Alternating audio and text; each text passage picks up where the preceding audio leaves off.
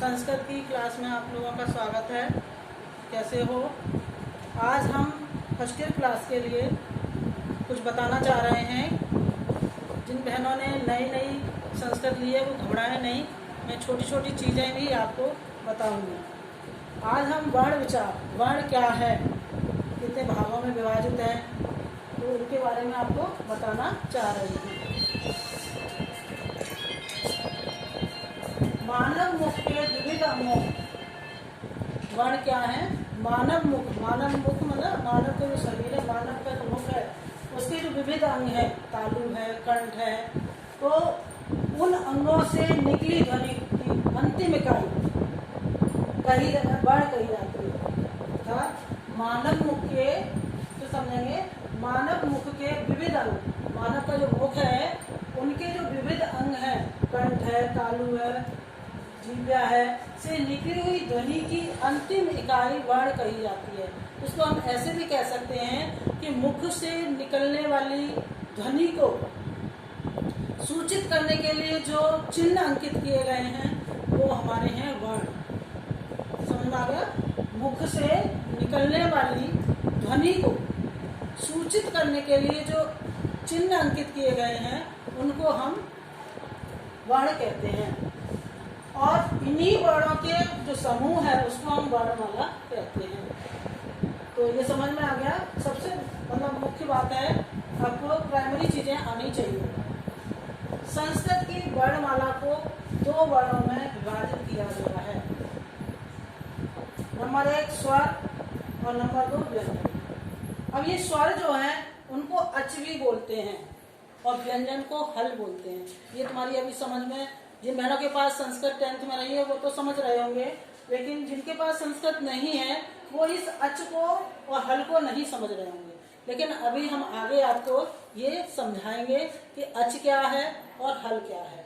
अभी आप इतना ही समझ लो कि स्वर को हम अच कहते हैं और व्यंजन को हल कहते हैं।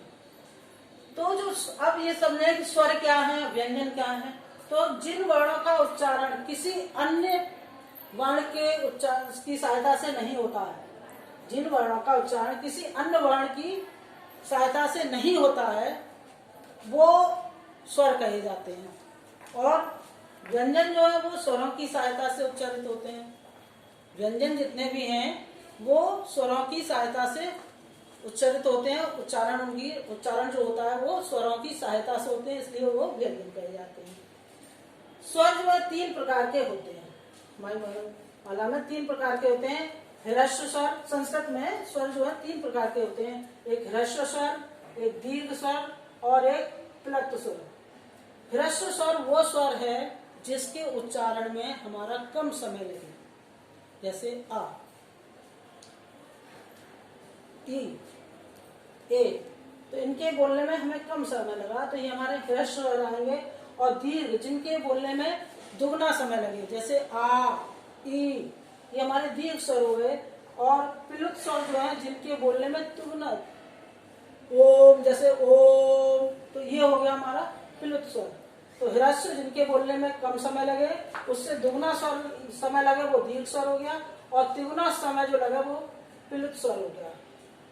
अब हमारा आता है समान स्वर या सवर्ण स्वर।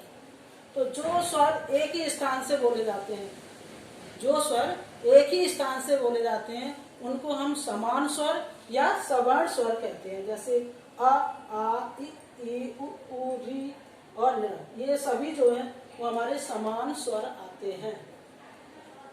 अब हमारा आता है व्यंजन। तो जो व्यंजन है, व्यंजनों की संख्या है 36। इनको 4 भागों में विभाजित किया गया है। अंतरस्थ व्यंजन, स्पर्श व्यंजन, ऊष्म व्यंजन, अंतरस्थ व्यंजन और संयुक्त व्यंजन। इनको हम कल पढ़ाएंगे। अभी आपको इतना ही समझना है कि वर्ण क्या है, वर्णों को कितने भागों में विभाजित किया गया है, स्वर और व्यंजन क्या है, समान स्वर क्या है और व्यंजन क्या है। इससे आगे जो है वो मैं कल पढ़ाऊंगा।